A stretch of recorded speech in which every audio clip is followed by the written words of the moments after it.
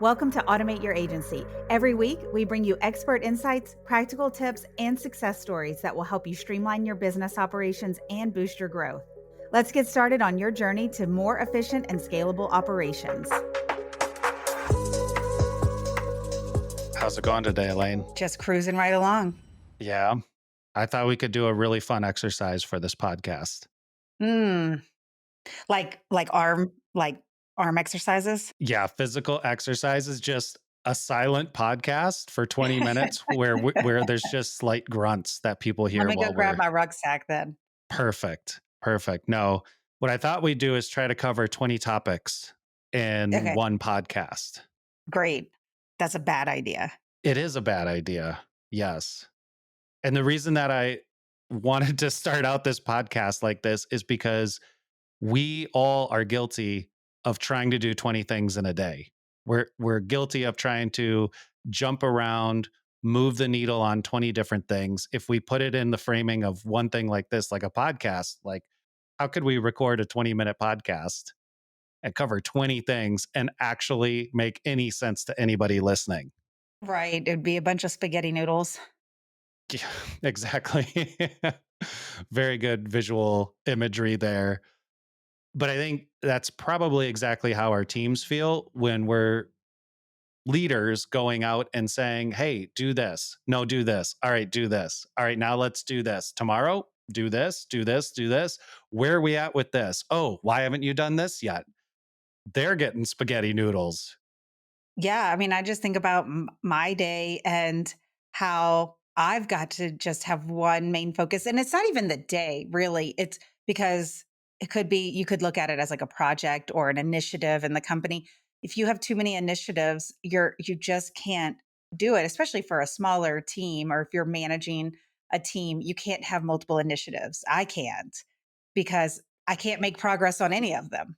Yeah, I think we might have brought this up in a previous podcast episode, but the fact that priorities, the word never started as plural. It I was, don't know if we talked about that specifically. yeah, originally, if you trace back that word, it was always a singular word. And then it evolved into being plural, which is a really interesting concept to think about that what if there was only a single priority? That sounds like such an American thing. I don't know where the word got changed to being plural, but it's like Americans like, we're not just doing one, we're going to do 100. Yeah, actually, priority originates from Uruguay in South America. Oh, that's pretty cool. No, I totally made that up. I have no idea. So, anyway, back to the point. This episode is all about how and why do we stay focused with one priority. Just like in this episode, there's going to be one topic. Every episode before this, there's one topic. We're focused on one thing. We're talking about one thing. When we're working, we need to be doing one thing and seeing it to completion. So, Alane, earlier you and I were chatting, and I talked about one of the exercises that I put myself through yesterday, in fact, because I'm the type of person who likes to kind of redo these exercises, get my brain refocused every day, because otherwise I'm going to jump around way too much and look at the next shiny thing and go, ooh, let's do that without Mhm. finishing the first 50 things that were shiny the days before. And so I went through this exercise of trying to first narrow all the things down that I want to do to just five, which can sometimes be a challenge in itself. And then from those five, I looked at, well, what really are the top three? Two of Mhm. them I've got to deprioritize. From those top three, and I said, if I had to do these in order, what order would I do these in? And that really helped me get to I'm going to do this one thing and I am going to get it done. Because I know at this point, if I can get that thing done, then I have freed up my time. I've Mhm. accomplished something important inside the business and I don't have to keep thinking about it. And we can start moving on to the next thing. Mhm. If we Instead of just don't, taking baby steps on all 5 of those things and never get to yes, completion because you're just little tiny progress. exactly. Exactly. And, I think it doesn't sometimes these objectives and these projects maybe they take a week, maybe it takes 2 weeks. Mhm. Yeah, it's not always a day thing. Yeah. And so, but sticking with it to free up that time and to say, this is truly the important thing that I need to be working on right now because it's going to affect the business in this way or that way is just so critical. It it also helps us understand what isn't important or what is less important or what feels important today. And then tomorrow it's like, why the hell did I spend time on that? Mhm. And to your point, these baby steps, so many people that we work with, ourselves included over the years, we look at things and we go, oh man, here's the 10 things that we need to get done in the business. Cool. Let's all take baby steps on these 10 things. And Right. suddenly, 10 months later, not a single of the 10 things have been completed. Some are at 20%, some are at 40%, maybe one's at 80% sitting there, Yeah. but nothing's done. So, it's like, Micah, there's a few things that I'm thinking of here, and I'm gonna plug the book Essentialism because the book starts off about this whole concept of you can't be good at what you do when you're taking on too many things. And, you know, the other side of it is creating boundaries for yourself and for your team. And I like doing everything all the time. But over the past 12 months, I've really worked on uh, we're an onion and we cannot add a new thing until we've finished removing the first layer of that onion. So I had to start saying, I don't have capacity for that. I can't do that. And it's really frustrating for other people because they want to pull me in. And I'm like, we just can't do it. Like, that's it. And it's hard and it didn't feel good at first, but it's like, no, if I can just focus on what I wanted to complete, the original goal that I set, and we can get to completion, then sure, let me focus on the next thing after I peel that layer of the onion off. I think having the discussions where you're going with this, because one thing that comes to mind is you getting everything set up to get speaking gigs and becoming, guests on other people's podcasts. That's a big project. And if you were to just piecemeal that and try to do little bits at a time on top of 10 other things or five other things or 200 other things, Mhm. you wouldn't have gotten all the, you know, guest appearances on podcasts. You Mhm. wouldn't have gotten all the speaking gigs. You wouldn't have proceeded or improved anything on that side. You'd still be saying, I want to do this. I want to blank. And I don't wanna confuse our listeners with this isn't perfectionism at all. It's what is the goal, and we're gonna get there. What's the priority? We're gonna get there. Like with Micah's example, when I say we because I have a team that helps me, but I said, this is what I wanna do. We're gonna test this wording. We're gonna do it like this. It was not perfect. We didn't have a process at first. And then once we started getting into a rhythm of what was working, okay, then we can add a new piece. I'm going to build alaneboyd.com and I'm going to have a speaker website. Now that we have some assets, before you have assets, I can't build a website based on nothing. That's not credible.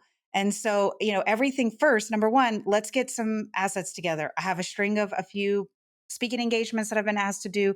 I'm going to hire a photographer. I'm going to have a videographer.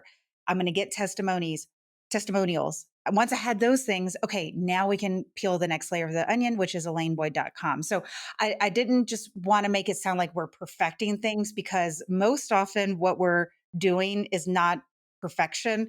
It's essential, and what we need is the next step. Yeah, it's the bare minimum, really. I mean, that sounds a bit rough, bare minimum, but yeah. But truly, if you think about it, it's almost better to start with the bare minimum, commonly called an MVP or a minimum Mhm. I was viable gonna say, product. if you're in the tech space, an MVP, a minimal viable product, there is so much truth to that so that you can just focus on that and getting it out there because if you're stumbling along the way and you're not getting feedback and you're not getting things to improve it, you are going to spend way too much time. And we have an episode actually about this way too much time trying to perfect something that has never been out in the wild, meaning other Yes. people are looking at it and you got it wrong. Most times we get it wrong and we need to improve. And so getting something out there, focusing on that one idea, getting out there, getting feedback, and then improving it. Yeah, and I think this ties back perfectly with focusing on one thing. I know in the beginning when I thought about this, it was one thing to completion, perfect. But the secret is do one thing, get it shipped, get it launched, get it Mhm. tested, and then go to the let that breathe, let that do its thing, and then go to the next thing and then reprioritize, right? You may find you get insight back from that first thing that you did. You let it breathe for a little bit. You get some feedback. You see what works. You see what doesn't. You shape it a bit. And then that becomes your next one thing. But you're breaking it down still into these bite sized pieces to get things done. You're still just more singularly focused. At least Mhm. with small companies and smaller teams, this works really, really well. Far This better than just doing everything all at once. Yeah, and Micah, that like building it and letting it breathe a little bit is so true even with building a system in your project management system. Completely. Because I see this idea of perfectionism a lot of the time when and it's fantastic. A client is so excited, or let's not even say a client, a company is so excited to be using their project management system, and they want it to be working because they know what it was like beforehand, and they want their team to be excited and be using it, and so they want everything perfect. And did I build it perfectly in there? And you can't hit perfect when you haven't been doing it. It's get it in there and start using it, let it breathe, find out what works, what doesn't. There isn't a perfect way. Just like in the English language, we could say the same thing 50 different ways, maybe 1,000 different ways. Does it mean any of them are wrong? No. Are there more concise ways to get to the point? Yes, than other ways. But that's what's like building in your project management system.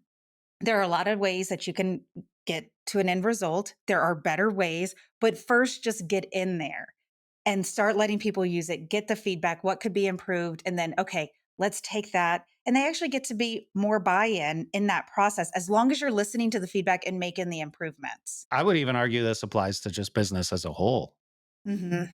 I speak with a lot of people and they hit some growth, some scale. They might be one or two person teams, but then they start saying things like I want to prep for everything. I want to prep for scaling my entire business to 100 people, to 100 million in revenue. Mhm. Fantastic. You're gonna get it effing wrong. Don't do that. Like, Yes. it doesn't work. I have never met anybody who was like, I fully prepped everything for scale and then scaled perfectly. Like, find me somebody. We'll have them on the podcast. I would love to be educated on that. In over 24 years, I have not met anybody who has done it perfectly. Things change too quick, especially now. Iterations, improvement over time, and focus. That's the magic. Mhm. Yeah, absolutely. I mean, this idea definitely does apply to anything in business. Just wanted to kind of bring it to a very specific use case that we see often. So I think, maybe we could wrap this up and do just a quick summary. The whole concept is you're going to feel like you have a ton of things that you need to get done. Whatever exercise works best for you, working through, making a list, whiteboarding, Kanban boards, sticky notes, doesn't matter how you do it. The goal is take a big long list, get it down to five. Take that five, get it down to fewer than five, and Mhm. then stack rank them.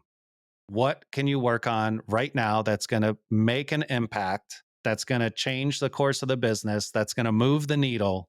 Whatever catchy term you want to use, focus on that, get it done, knock it out, let it breathe, reprioritize. Go through that exercise again. Teach your team to do this. Mhm. Make them hold you accountable I was gonna say to being this. accountable is the most important piece because Yep. if you're the owner and you're in control, it's so easy to slip out of that and, Elaine's ideas, Micah's ideas, and be throwing everybody in every direction. So accountability is so big. All right, if you need help with how to start doing this, start making progress on just one focus at a time, and you need some outside accountability, Biggest Goal is here for you. Micah and I loved helping companies improve and scale. So come and find us.